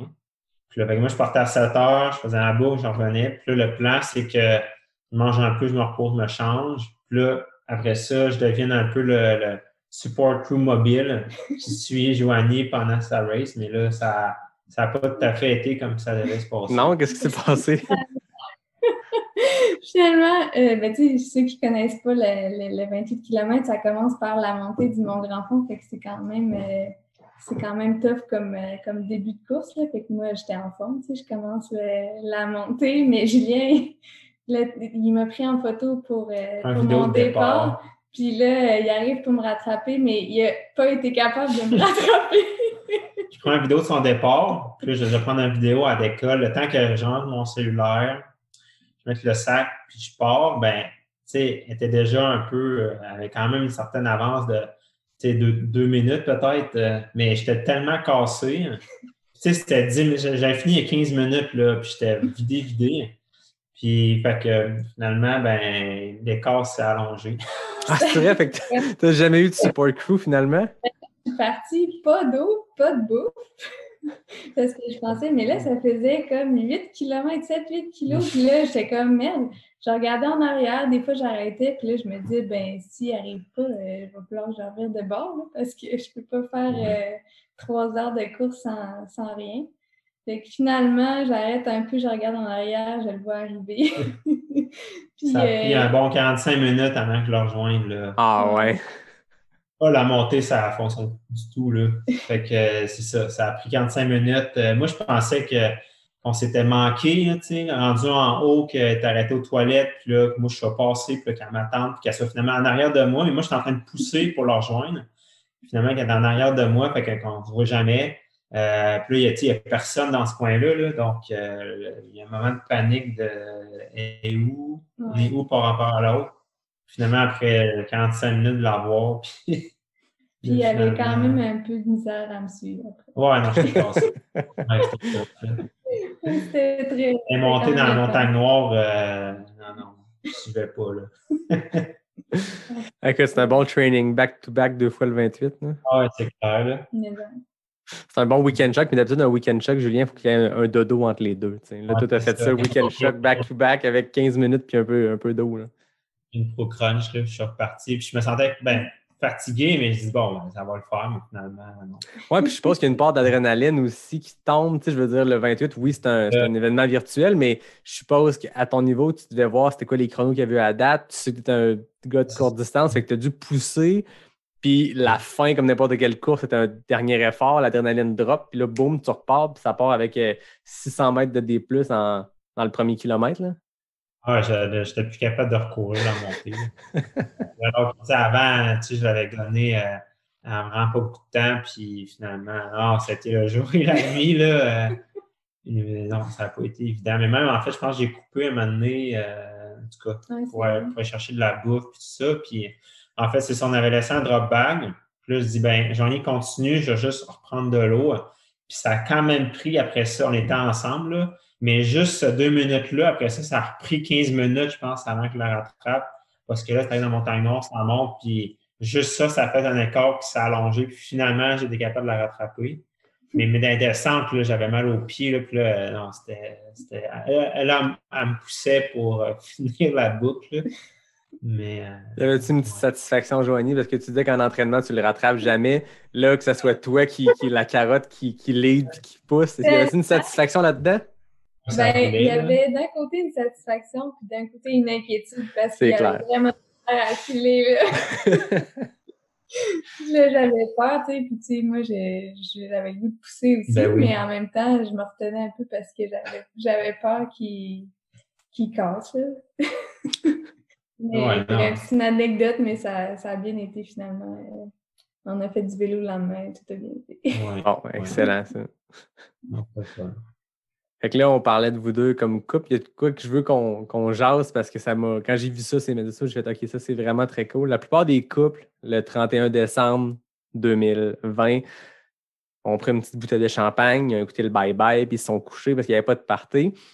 Vous, votre 1er janvier, votre nouvelle année, vous l'avez vécu de manière un peu différente dans le bois. Racontez-moi un peu ce trip-là d'aller commencer l'année en aventure. Oui, on a pris une bouteille de champagne comme tout le monde, puis on a écouté le bye-bye. Non, c'est pas vrai, on n'a pas écouté le bye-bye. Mais en fait, on s'est couché pour 1 heure, 2 heures, puis on s'est levé à 1h30, puis on a pris la route pour Charlevoix. Donc, on est allé monter les Morios en pleine nuit. On a commencé la randonnée, il était 4 heures, je pense. Ouais. Le but, c'était de se rendre sur le top pour voir le premier lever de soleil de 2021. Donc, pour ceux qui connaissent les Morios, le lever de soleil est complètement magnifique sur le top. Mais déjà, c'est une montée ultra technique et exigeante. Puis l'hiver, c'est vraiment next level. Ah ouais, c'est glacé, là. C'était justement après le temps des fêtes, là, dans le 31, c'était après le temps des fêtes. Là, mais il y avait eu de la pluie beaucoup. Puis Charlevoix ont vraiment été gâtés en pluie, là. Donc, c'était pas beaucoup de neige, mais vraiment des couches de glace partout, là. Puis c'est comme une loupe. Donc, nous, on est monté par la montée directe. Puis, ouais, c'était hyper glacé, en fait, là. C'était vraiment une grosse couche de glace, puis pas du tout de la neige, là. Fait que, un mélange de raquettes, de crampons, puis tout ça, avec des bâtons, là, mais... faut dire que Julien, il était équipé en coureur, OK?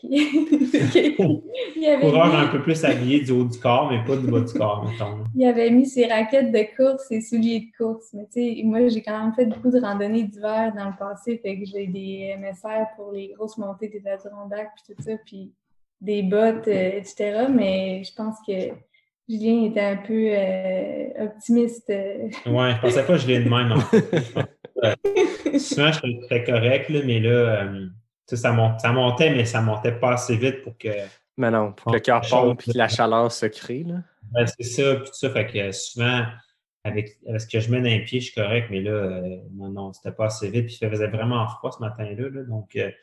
quand t'es arrivé en haut, avec le vent, puis tout ça, on a acheté des couches, mais moi, je suis tombé vraiment, vraiment gelé, en fait, là, donc...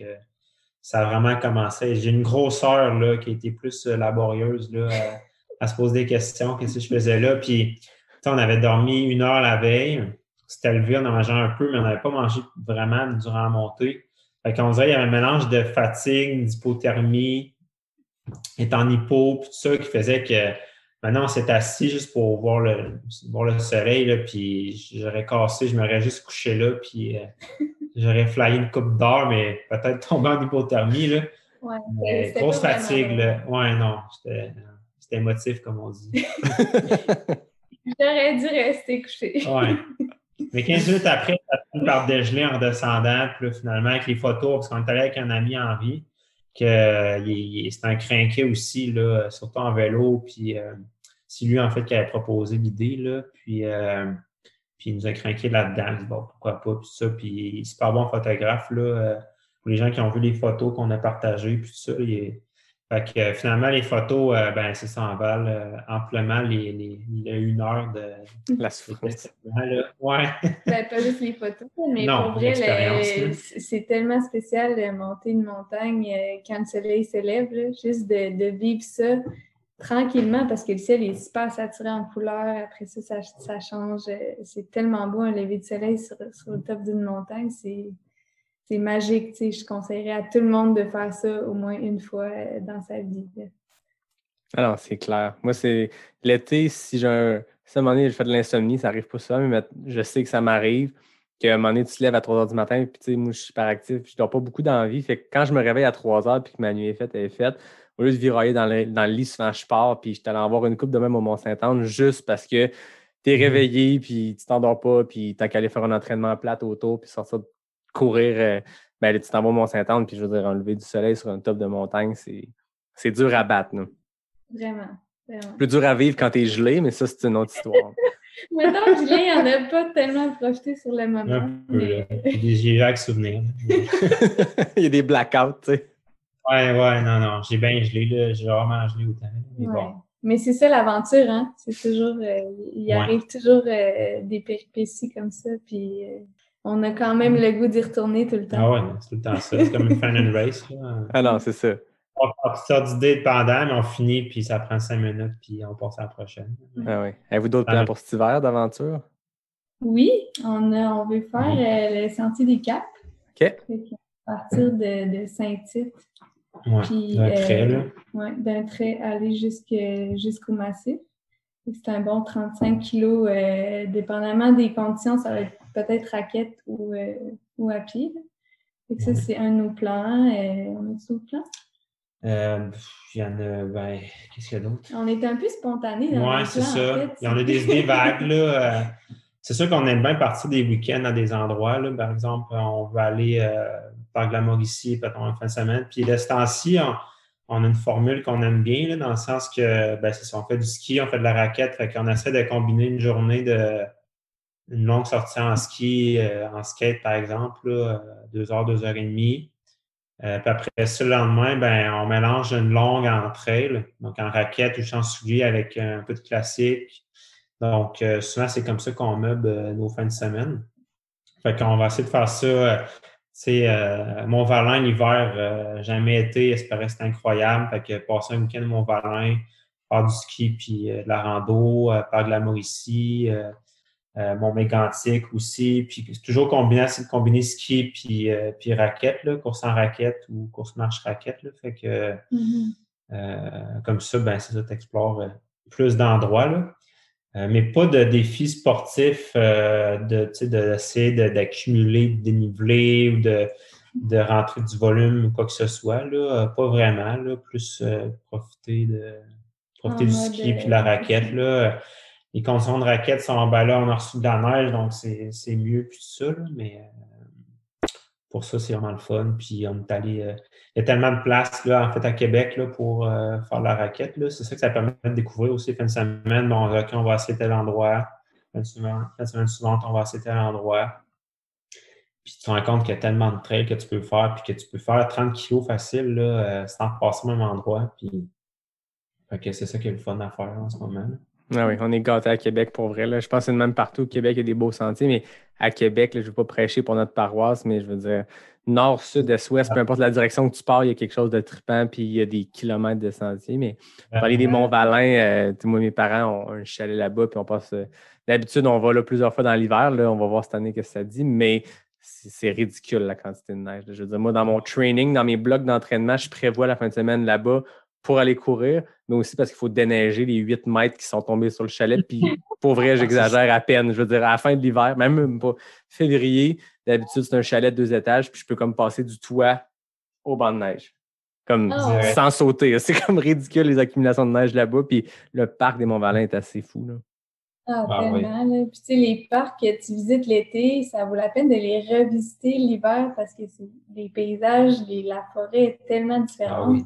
Puis ça vaut vraiment la peine d'explorer aussi l'hiver qu'est-ce que tu explores l'été. C'est différent, comme si c'était pas le même endroit. Non, c'est tellement. Moi, j'apprécie quasiment plus les paysages d'hiver que d'été. Là. Je trouve ça tellement beau l'hiver. Là. Tu sais, c'est impressionnant. Là, après une tempête de neige, là, c'est tellement beau. Là. Plus que l'été, des fois, même, là, en fait. Là. C'est quoi vos plans de 2021? Là, tantôt, tu parlais, Joanie, de la Nouvelle-Zélande. Est-ce que c'est reporté ou? Bien, c'était reporté, en fait, en Utah, les championnats du monde en 2021. Puis, on avait le choix soit en Utah 2021 ou en Nouvelle-Zélande 2022. Fait que, vu que c'était quand même incertain, là, 2021, s'il allait avoir des courses ou whatever, j'ai décidé de reporter en 2022. Mais bref, on va voir rendu là. Mais de toute façon, mon inscription est payée, donc... Ouais.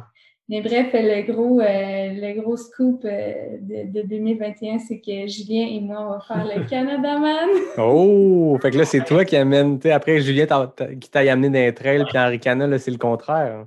Exactement.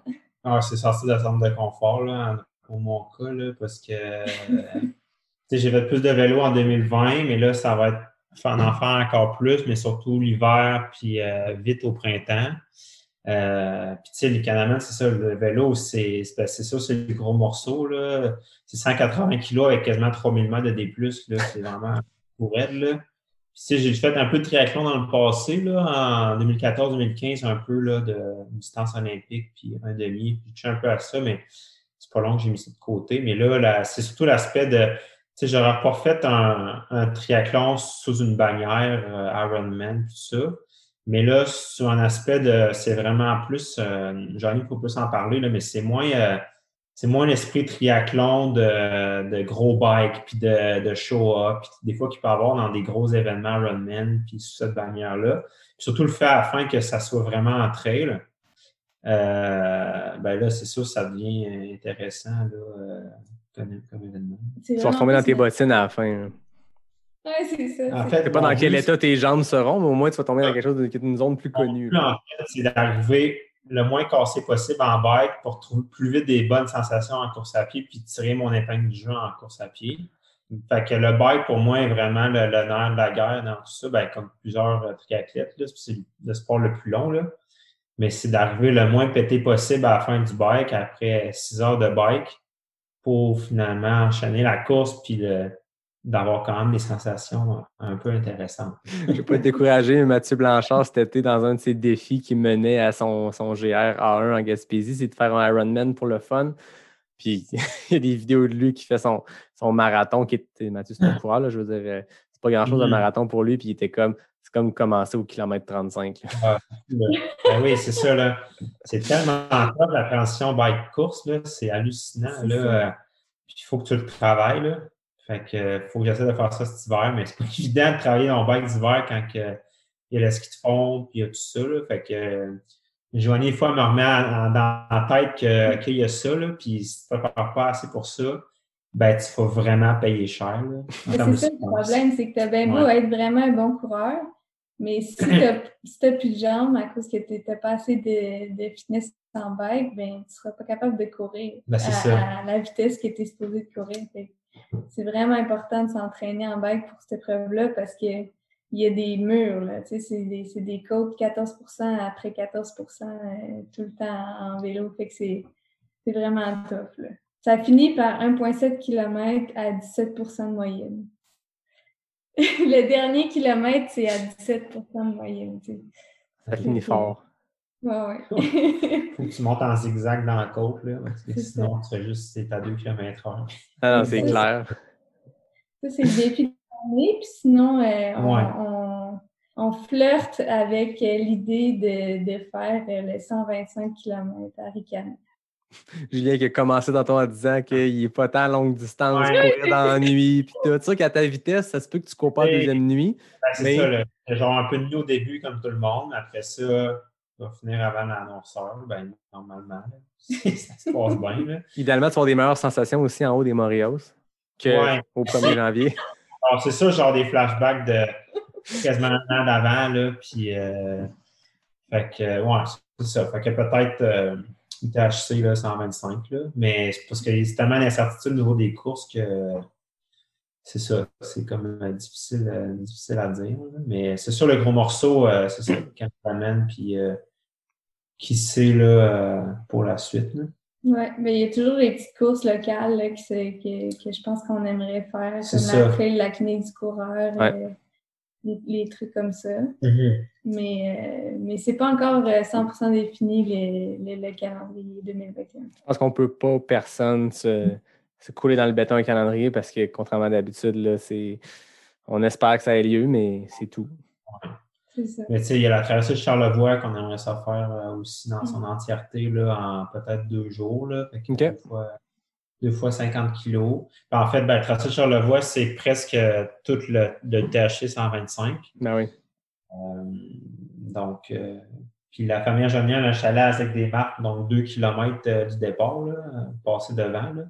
Donc, la logistique serait relativement facile. Fait que ça, c'est ça. Ça fait un petit bout qu'on y pense puis qu'on voulait le faire. Fait que s'il y a moins de courses, c'est sûr que même s'il y a des courses, je pense qu'on va quand même essayer de le mettre et essayer de faire ça. Là, c'est une bonne reconnaissance avant Ricana. Ben oui, exact, là, de reconnaissance. Puis ben, c'est ça, ça fait quand même une bonne fin de semaine. Puis l'idée de faire du fast packing aussi, là, donc c'est ça, des longues journées rando-courses, semi-autonomie, puis tout ça. Je pense qu'on trouve ça quand même assez intéressant, là, un peu comme en vélo, on l'a fait un peu cet été, là, donc d'être assez léger en vélo, transporter ton stock, mais d'être quand même assez minimaliste pour faire des bonnes distances. Pas nécessairement avec des grosses sacoches, mais plus avec des sacs de sel, avec des systèmes qui sont plus petits, mais un peu dans le même principe que la course, là. C'est sûr que c'est intéressant, puis il y en a pas mal à explorer, là. Mais sinon, toi, Québec. t'as le Québec Méga Trail. Ben là, c'est la même fin de semaine que le Canada Man. Oh non! C'est le choix. Mais de toute façon, ouais, en fait, puisqu'à l'automne, normalement, j'étais supposé de faire cette année, ben l'an passé, le QMT, le 50 kg, qui était championnat canadien. Puis là, je le faisais 2 semaines après le Petit Train du Nord, qui était reporté. Donc, QMT était reporté au mois d'octobre. Au final, j'ai quand même mon inscription pour 2021, mais là, finalement, ben, je ne serai pas là. Parce que, finalement, il y a plus le Canada Man. Mais s'il y a des courses, il y a tellement de belles courses à faire. Là.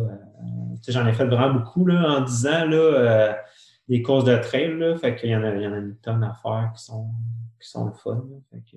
Ben oui, puis à travers les années, tu as vraiment fait des trucs qui sont vraiment impressionnants. Tu as gagné le Vermont 100 en 2016. Ouais. Tu as fait le North Face Endurance Challenge à Washington. Tu as fait le Trans Rockies, un stage race au Colorado. Tu as gagné le Trail du Grand-Duc. Tu as quand même vraiment des courses tripantes. Puis c'est beau de voir cette progression-là que tu as faite aussi, puis de voir l'éventail de courses que tu as faites. Puis ça me permet de faire un lien avec le défi des coureurs, parce que quand je vous ai approché pour le balado, j'ai dit, en plus, ça va me permettre de dire en ondes, de couler dans le béton une anecdote que j'ai avec Julien qui ne sait pas. Êtes-vous prêts pour ça? Oui. En fait, c'est qu'en 2018, tu avais fini, je pense, 2e au défi des couleurs. Oui, j'ai fait une année 2e, puis une année 4 Parce que je vais raconter une anecdote, puis on va pouvoir comprendre pourquoi. Ouais. Fait que bref, la course 2019, moi, je m'étais inscrit, c'était ma dernière course de la saison pour le fun. Puis bref, je vois qui est là, puis je vois que tu es là. Je me dis, OK, peut-être Julien, il va faire une bonne performance, parce que l'année d'avant, tu avais fini 2e et tout. Et bref, la course part, tu sais, puis dans le mid-pack, souvent, les choses se placent assez vite. Dans le premier 5-6 kilos, les places se font. Puis moi, c'était ma première grosse saison. Puis chaque course, c'est ça qui s'est passé. Après 5-10 kilos, tout le monde s'est pas mal placé, puis c'est rare qu'il y a des dépassements. Je veux dire, à un moment donné, tu pognes ton beat, puis tu cours avec du monde, mais tu recroises les mêmes personnes au ravito, puis dans le mid-pack, il n'y a pas beaucoup de gros dépassements. Tu pognes ton pace, puis tu te ramasses tout le temps tout seul ou à peu près.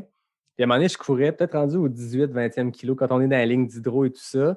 Je courais avec une dame qui était probablement qui fightait pour le podium féminin, parce que moi, souvent, je me maintiens là dans le mid-pack. Là. Souvent, je dis en blague, si j'étais une femme, je ferais des solides podiums parce que je suis tout le temps en train de courir avec les filles qui lead, mais moi, je suis comme 35e.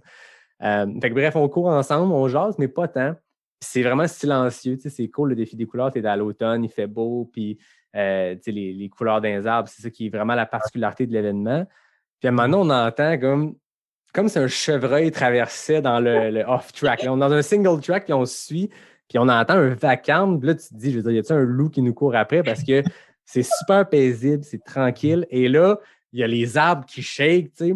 Puis à un moment donné, on te voit passer, tu nous dépasses à 4 du kilo, puis on se dit, qu'est-ce que c'est ça? Qui c'est qui part la course en arrière dans le backpack de la course, puis qu'à mi-parcours décide de doubler tout le monde? Et là, après ça, la course a fini, puis j'ai compris pourquoi Julien nous a dépassé au 20e kilo. Qu'est-ce qui s'est passé, Julien? C'est ça, en fait. Donc, je pars, on est, je sais pas, 5-6 gars en avant, là, puis on part la course de même. Puis, je manque avec un autre gars, je pense, après 5 kilos, je manque une fourche. Puis là, je retourne vers le départ, en fait. Puis là, je me rends compte que je suis perdu. Là, je retourne vers l'intersection. Puis là, il y a d'autres personnes qui se sont perdues. Je me dis non, dans la course, on retourne vers le départ. Puis là, je me disais, il me semble que non. Là, je l'avais fait l'année d'avant. Puis là, je me disais, il me semble que non. Fait que là, OK, bon, parfait, on retourne vers le départ. Puis je disais, non, ça ne fonctionne pas. Fait que là, on retourne vers l'intersection qu'on s'était perdu. Puis finalement, on est retombé sur le bon parcours. Mais là, c'était du zigonnage. Là, fait que ça a pris comme 3-4 kilos à juste faire des out and back pour finalement retourner sur le parcours. Puis là, ne pas savoir finalement quelle position. Puis il y avait quand même au moins 3-4 gars qui, eux, étaient corrects puis qui avaient continué puis tout ça. Puis, fait que finalement, là, ça a été juste remonter des positions puis doubler du monde, puis dans un single track, c'était même c'était dans le off-road. Là. C'est ça, fait que c'est de sauver des gars, là. Puis finalement, les sensations étaient bonnes, puis ça. Je suis bien content. Là. J'ai fait un temps similaire en achetant 4 kilos à l'année d'avant. Fait que finalement, ça, je m'en suis ramassé. Puis c'était relativement tôt dans la course. On avait 4-5 kilos de fête. Puis moi, j'avais perdu, je sais pas, 20 minutes. Là. Fait que ça a fait que je me suis vite retrouvé en arrière de beaucoup de gens. Fait que là, à remonter les gens là, comme ça, au moins jusqu'à mi-chemin, là. Après ça, être plus dans un tout seul, puis tout ça, puis finalement, je pense finir 4e, là, mais il y a toujours un moment de questionnement quand tu te perds, là, justement, de qu'est-ce qui se passe. Puis là, au moment que tu as une fraction de seconde que ta vie finit, on dirait, là, OK, dommage, drop, je cours plus, je fais plus de race, c'est terminé. Mais ça prend 5 minutes, puis tu retrouves ton chien, puis là, tu as le goût de repousser, puis ça fait ta carotte d'aller rechercher le plus possible du monde. Fait que... Ah oui, ça m'est arrivé à la clinique du coureur sur le 50 en 2019 que, tu sais, à un moment donné, tu l'as fait le 50 aussi, Julien? À un moment donné, on arrive en haut du centre de ski Le Relais, on monte par sous-bois, on arrive en haut, puis je suis la personne en avant de moi depuis 30 minutes, fait que je continue de le suivre. On a descendu le centre de ski au grand complet. Tu sais, le Relais, c'est pas le Mont-Saint-Anne, c'est une petite butte, mais c'est 200 mètres de D+, que tu viens de perdre, parce que dans le fond, tu arrives en haut du centre de ski Le Relais, tu descends pendant 30 mètres, puis tu repognes une trail, puis tu restes en haut. Nous, comme des cons, on descend complètement en bas. Puis... Mais bon, tu reviens, puis c'est frustrant, mais comme tu dis, ça dure 5 minutes, puis à un moment donné, tu l'oublies. Là. Ouais, non, c'est ça. Ça arrive. Là, mais bon. Ça fait partie des aspects de la trail que tu peux pas... ça arrive. Là. Que, non, c'est ça. Le meilleur se perd, là, puis ils s'en veulent. Là, fait que c'est ça. Ça fait partie de l'aventure. Exact. Avant qu'on passe aux questions éclairs qui sont toujours le moment final de mes entrevues, j'ai un petit concours avec NAC parce que Joanie, tu es ambassadrice NAC, moi aussi. Oui. Je parlais avec Nico, puis on s'est dit on pourrait faire un petit concours dans le cadre de cette entrevue-là. Donc, c'est tout simple, tout le monde. Vous avez juste à écouter l'épisode. Donc là, maintenant, vous savez qu'il y a un concours. Vous allez sur le nacbar.com, puis vous choisissez la sorte de bar qui vous tente pour le concours que vous pourriez remporter. Puis ensuite, après être allé sur le site, après avoir choisi votre bar NAC, vous m'écrivez sur la messagerie Instagram ou Facebook de Pas sorti du bois, puis vous me dites simplement quelle sorte vous voulez. Et moi, le vendredi 19 février, je vais faire tirer une boîte de 12 bars de votre choix. Donc, ça vous tente d'essayer les produits NAC. Je remercie NAC, qui est le présentateur de Pas sorti du bois depuis l'épisode 12, un fidèle partenaire. C'est bien trippant de voir ce que NAC est en train de faire dans le monde du sport d'endurance. Puis, si vous avez le goût d'essayer, j'ai des codes promo. Je le dis à chaque début d'épisode, 15% avec le code Pas sorti du bois. Mais là, c'est encore mieux. Vous pourriez gagner une boîte de bars. Donc, écrivez-moi sur Facebook, Instagram. Comment tu trouves les nouvelles bars, Joanie? Ils sont incroyables. C'est fou, hein? J'en mangerais à n'importe quelle heure de la journée. Non, j'ai trippé vraiment dessus. Pour vrai, j'ai jamais mangé de barre énergie aussi bonne que ça. Surtout les peanut butter chocolate, là, je capote. On n'est pas payé pour dire ça. Pour vrai, c'est ridicule. Moi, mon bureau est là où je suis présentement. Puis mon standing desk, c'est aussi une commode dans laquelle j'ai tout mon gear de course, dont toutes mes barres NAC. Avant, moi, les barres NAC, je les sortais pour les longues sorties, peu importe. Là, je les ai en face. Puis c'est comme des barres Mars que tu manges. Tu as juste le goût du sucré. Puis j'ai même pas tant là-dedans sucré dans la vie. Puis j'ai vraiment des gros craves de « Ah, il me semble qu'ils sont juste à côté. » Ouais, ils sont tellement bonnes. Là. Chaque fois que je suis d'entre elles, puis j'en mangeais une de Julien, il m'entend. Je suis comme Fait que merci NAC pour le concours. Puis maintenant, on passe aux questions éclairs NAC, mais là, j'ai décidé de changer la game un peu. D'habitude, c'est 10 questions pour mon invité. Il faut qu'il réponde le plus rapidement possible. Là, j'ai changé un peu la donne. Je me suis dit, j'ai 2 invités. On va faire de quoi de différent. Fait que je vous explique. J'ai préparé 10 questions. Je vais demander à Julien de quitter la pièce où il est présentement pour quelques minutes. Je vais poser les 10 questions à Joanie. Ensuite, Joanie, je vais te demander de quitter et Julien va y répondre. Puis vous allez voir pourquoi par après. Puis on va voir si vous vous connaissez bien. Fait que dis-moi, Joanie, quand Julien a quitté, puis on part. Ben, va aux toilettes, ferme la porte. Pars la fan, mets de la musique. Pars la fan. Fait que c'est 10 questions. Tu vas voir, la réponse, c'est soit toi, soit Julien. Puis on va voir après ça si Julien a les mêmes réponses que toi. OK. Fait Go. que qui court le plus vite? Julien. Qui nage le plus vite? Moi. Qui dort le plus? Moi. Qui fait le mieux à manger? Moi. Qui est le plus chialeux? Moi. Qui est le plus discipliné dans ses trainings? Julien. Qui a le plus souvent les idées des aventures? Moi. Qui consomme le plus de barnac? Moi, clairement. Qui est le plus gourmand? Julien. Qui chante le plus mal? Julien. Excellent. Donc, on a 10 réponses. Maintenant, tu peux aller chercher Julien, le remplacer à l'endroit où il est, puis on va poser la même question. Puis après ça, on verra si vos réponses se concordent. OK. J'espère que tu es prêt. 10 questions. La réponse, c'est soit Joanie, soit Julien. Ah ouais. Après ça, on va comparer vos réponses. Fait que, OK. qui court le plus vite? Julien. Qui nage le plus vite? Joanie. Qui dort le plus? Joanie. Qui fait le mieux à manger? Joanie. Qui est le plus chialeux? Joanie. Qui est le plus discipliné dans ses trainings? Julien. Qui a le plus souvent les idées d'aventure? Et c'est une bonne question, ça. Je vais dire Joanie. Qui consomme le plus de barnac? Ah, Joanie, moi je pars avec NAC. Fait que... Qui est le plus gourmand? Ah, clairement, moi, Julien. Qui chante le plus mal?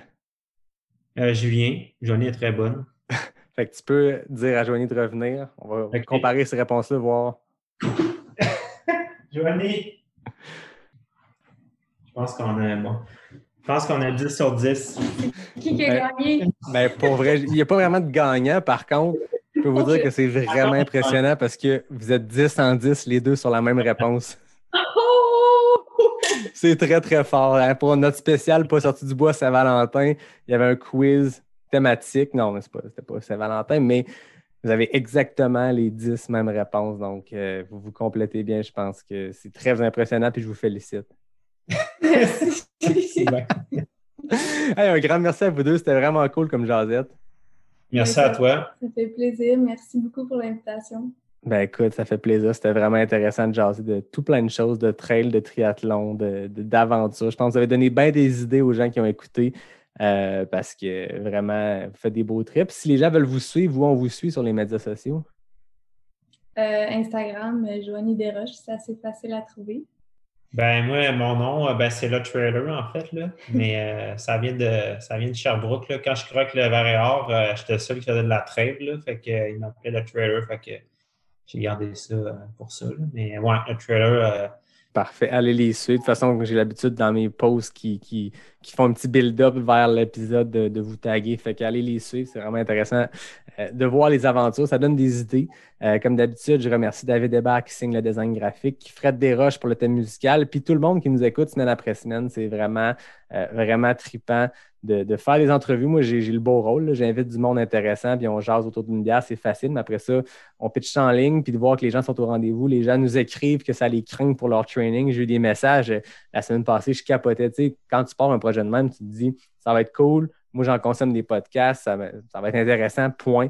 Là, j'ai du monde qui m'écrivent, qui me disent que ça les a craqués à faire des plus longues sorties parce qu'ils voulaient se rendre au bout de l'épisode. Puis de ce temps-ci, j'ai l'habitude de faire des longs épisodes. Fait que ça vous craint pour vos longues sorties.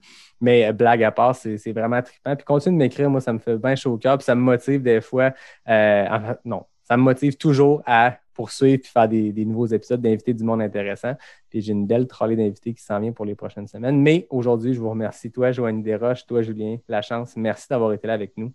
Très plaisir. Merci à toi. Félicitations pour ton podcast. Moi, je suis une fidèle consommatrice, puis c'est vraiment excellent à chaque fois. On écoute ça en cuisine. Ah, c'est vrai? Ah, ben, je savais pas. Je savais que j'accompagnais le monde avec leur training, leur ride de char, mais là, en cuisinant. Ouais. Ça fait des bons plats. Excellent. Merci à vous deux. Merci à tout le monde. Je vous dis à bientôt pour un prochain épisode de Pas sorti du bois, le podcast 100% trail.